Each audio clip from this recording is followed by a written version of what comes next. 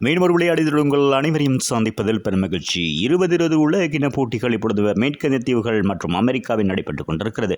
நேற்றைய தினத்தை பொறுத்த 47வது போட்டியாக சூப்பர் 18 குழு ஒன்றுக்கான போட்டியாக இந்தியா மற்றும் பங்களாதேஷுக்கு இடையிலான போட்டி ஆரம்பமாயிருந்தது சர் விவியன் ரிச்சர்ஸ் ஆன்டிகுவா மைதானத்தில். ஆகவே இந்த போட்டியை பொறுத்தவரை நாணய சுழற்சி வெற்றி பெற்றிருந்தார்கள் பங்களாதேஷ் அணி. ஆகவே முதலாவதாக தமது அணியை களத்தடுப்பை தேர்வு செய்தது குறிப்பிடத்தக்கது. இது பங்களாதேஷுக்கு அணியை பொறுத்தவரை இந்த போட்டி ஒரு முக்கியமான போட்டியாக கருதப்படுகிறது. ஏனென்றால் இந்த போட்டித் தொடரிலே அடுத்ததாக நடைபெற இருக்கின்ற அரையிறுதிப் போட்டிக்கு செல்லக்கூடிய வாய்ப்பினை இந்த போட்டியில் வெற்றி பெற்றால் மாத்திரமே பெற முடியும் என்ற ஒரு அடிப்படையில் நேற்று களத்தில் இறங்கியிருந்தது. ஆகவே நாணய சுழற்சி வெற்றி பெற்ற பங்களாதேஷை பொறுத்தவரையில் எப்படியாவது வெற்றி பெற வேண்டும் என்ற அடிப்படையில் தமது அணியை களத்தடுப்பு செய்ததோடு இந்திய அணியை துடுப்படுத்த பணித்திருந்தது. ரோஹித் சர்மா 11 பந்துகளில் 4 ஓட்டங்கள் 6 ஓட்டம் 3 ரன்களாக அதிரடியாக 23 ஓட்டங்கள் பெற்றிருந்த வேளையில் விராட் கோலியோடு சிறப்பான இடைப்பாட்டம் அமைத்துக் கொண்டிருந்த வேளையில் ஆட்டம் இழந்து வெளியிருந்தார் என்பது குறிப்பிடத்தக்கது. 3.4 பந்து வீச்சில் 39 ஓட்டங்களுக்கு முதலாவது விக்கெட் வீழ்த்தப்பட்டிருந்தது என்பது குறிப்பிடத்தக்கது. அதன் பின்னதாக விராட் கோலி பொறுப்புடன் ஆடிக்கொண்டிருந்தார் என்பது குறிப்பிடத்தக்கது. 28 பந்துகளில் 4 ஓட்டம் 6 ஓட்டம் 3 ரன்களாக 36 ஓட்டங்களை பெற்றிருந்த வேளையில் ரிஷாட் பண்டோடு ஒரு சிறப்பான இணைப்பாட்டம் அமைத்துக் கொண்டிருந்த வேளையில் அவரும் ஆட்டம் இழந்திருந்தார் என்பது குறிப்பிடத்தக்கது.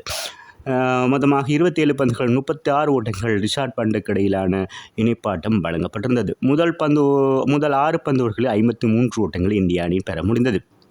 ஆகவே விராட் கோலி ஆட்டம் தொடர்ந்து ரிஷாட் பண்ட் ஒரு பொறுப்புடன் ஆட வேண்டிய கட்டாயத்தில் இருந்தார். 24 பந்துகளில் 4 ஓட்டம் 6 ஓட்டங்கள் 2 அடங்களால் 36 ஓட்டங்களையும் அவரும் பெற்று ஆட்டம் இழந்திருந்தார்.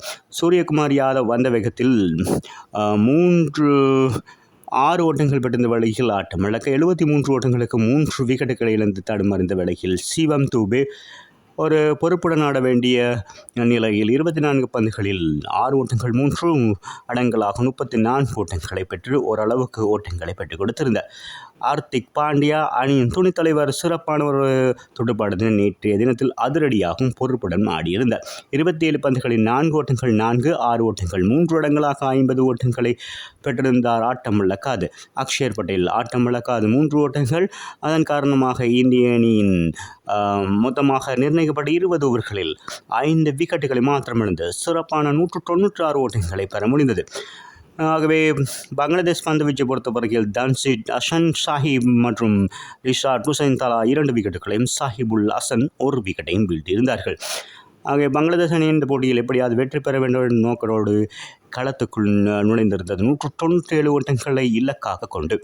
அதன் பின்னதாக லிட்டன் தாஸ் பங்களாதேஷ் அணியின் ஆரம்ப துடுப்பாட்டவர் 13 ஓட்டங்கள், தன்சித் ஹசன் 4 ஓட்டங்கள் 4 அடங்கு 29 ஓட்டங்களோடு ஆட்டம் இழக்க, இரட்டரி 4 ஓட்டங்கள், சாஹிபுல் ஹசன் சகலத்துறை ஆட்டக்காரர் 11 ஓட்டங்கள், முகமதுல்லா 13 மற்றும் ஷாஹிர் அலி 1, ரிஷாட் ஹுசைன் அதிரடியாக இருந்த நேரத்தில் 10 பந்துகளின் 4, 3, 6 ஓட்டங்களாக 24 ஓட்டங்களையும் பெற்றுக் கொடுத்திருந்தார். மெஹடி ஹசன் 5 ஓட்டங்கள், தன்சின் ஹசன் சாஹிப் 1 ஓட்டங்கள் என ஆட்டம் இழக்காதிருந்த வேளையில் நிர்ணயிக்கப்பட்ட 20 ஓவர்களில் 8 விக்கெட்டுகளை இழந்து 146 ஓட்டங்களை மாத்திரம் பெற முடிந்தது. ஆகவே 50 ஓட்டங்கள் வித்தியாசத்தில் இந்திய அணி இந்த போட்டியில் வெற்றி பெற்றிருக்கிறது என்பது குறிப்பிடத்தக்கது. அரையிறுதி வாய்ப்பை தன்வசம் படித்திருக்கிறது. ஆகவே அடுத்தடுத்த போட்டிகள் ஏனைய அணிகளுக்கு நடக்கின்ற போட்டிகளை பொறுத்தவரையில் எந்த அணி இந்த அரையிறுதிப் போட்டிக்கு தகுதி பெறப் போகிறார்கள் என்பதை பொறுத்து தான் பார்க்க வேண்டும். ஆகவே இந்திய அணி 2 போட்டிகளில் குழு ஒன்றில் பங்கு பற்றி 2 போட்டிகளில் வெற்றி பெற்று 4 புள்ளிகளோடு முதலாம் இடத்தை தக்க வைத்துக் கொண்டிருக்கிறது. அத்தோடு உலக இனத்தில் பங்களாதேஷ் அணியை பொறுத்தவரையில் எதிரணியான ஆஸ்திரேலியாவிடம் 6 தடவை தொடர்ந்தும் தோற்றிருக்கிறது. எந்த ஒரு தடவையும் உலக இனத்தில் வீழ்த்தியது இல்லை. ஆகவே பாகிஸ்தானை 6 தடவை பாகிஸ்தானிடம் தோற்றிருக்கிறது தொடர்ந்தும். ஆகவே இந்திய அணி இந்த போட்டியில் வெற்றி பெற்றதன் காரணமாக 5 போட்டிகள் எந்த ஒரு வெற்றியையும் பெறாதவாறு பங்களாதேஷ் அணி இந்தியாவோடு தோற்றிருக்கிறது என்பது குறிப்பிடத்தக்கது.